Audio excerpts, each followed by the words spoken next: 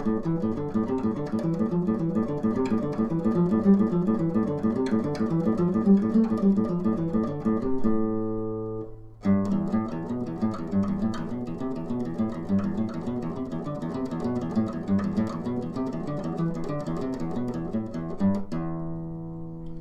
this is my one string challenge number 5, my guitar one string challenge number 5. If you haven't watched the first 4 video installments, the first 4 challenges, you need to go back and watch those first, especially because the 5th challenge, the one I just played, is a combination, a compilation of all 4 challenges that I showed you before. Challenge 1 on top of challenge 2 on top of challenge 3 on top of challenge 4. Now these can be played on any kind of guitar.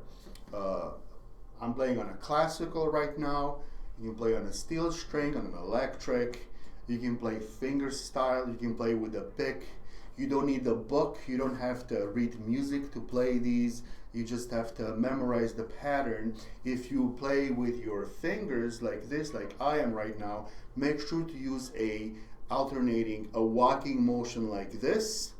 If you play with a pick, make sure to use a down and up stroke, down on the fingered note and up on the open string. As you've noticed probably, each pattern has a fingered and an open string. Fingered note, open note, fingered note, okay? So play downstroke on the fingered note and upstroke on the open string note, okay? Now, just a quick review of the 4 challenges before I play the 5th one again, just so you understand how they're stacked up together. This was the first challenge. It looks and sounds something like this. I'm using just the index finger for this one in the 3rd fret, 5th fret, 7th fret, and it goes like this.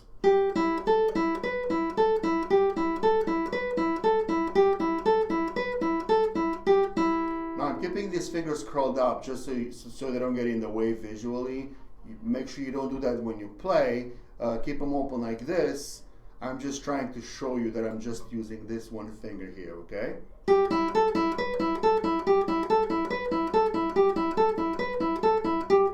So how many times was that? Well, there was 1, 2,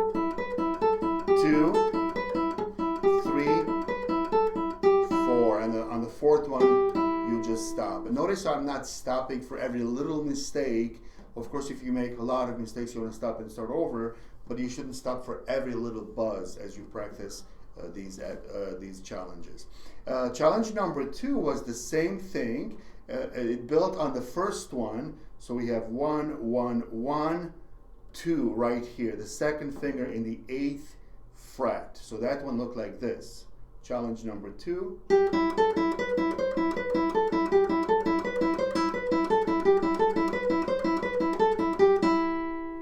Okay.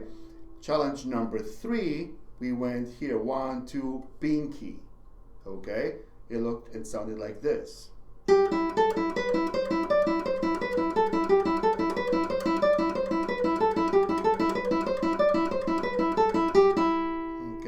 And challenge number 4, we had 1, 2, 4, slide that 4 to the 12th fret, slide it back to the 10th fret, 2, 1, 1, 1, open. So here's challenge number 4.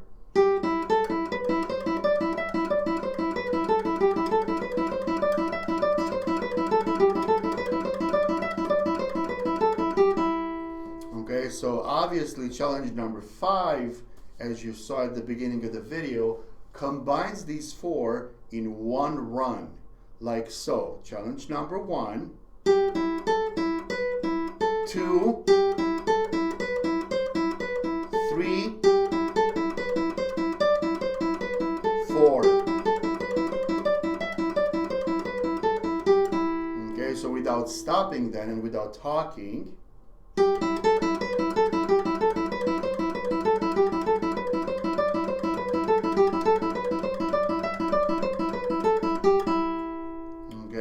some of you may be wondering, why is this called a one string challenge if I just played this challenge on all the strings? Well, simply because it's movable. So you don't have to play it on all the strings, but might as well. But it is a one string challenge because each pattern stays on just one string. So the way you should practice this is like I did at the beginning of the video, like this.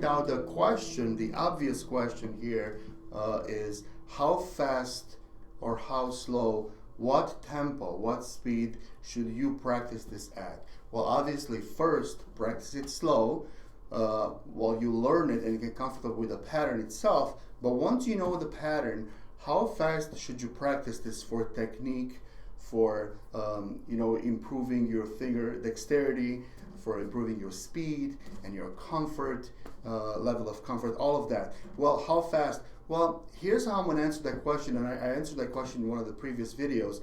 You should practice this at the speed that allows you to feel unrushed, still comfortable. Your hands are not getting tense.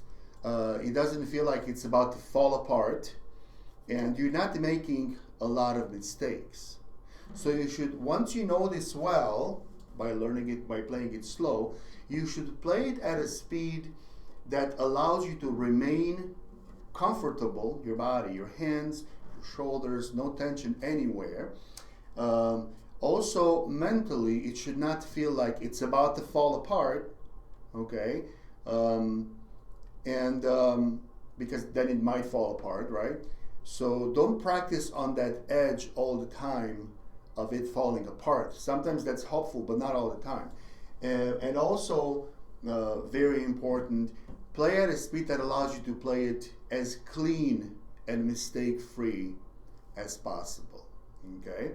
So I think that about covers it. This is the guitar one string, my guitar one string challenge number 5, combining the first 4 challenges all together. I'll play it one more time and practice this every time you play for a while until it gets comfortable, and then you can combine it with challenges that are coming up. I'm going to go up to 10 or 20 possibly, and we'll see what happens.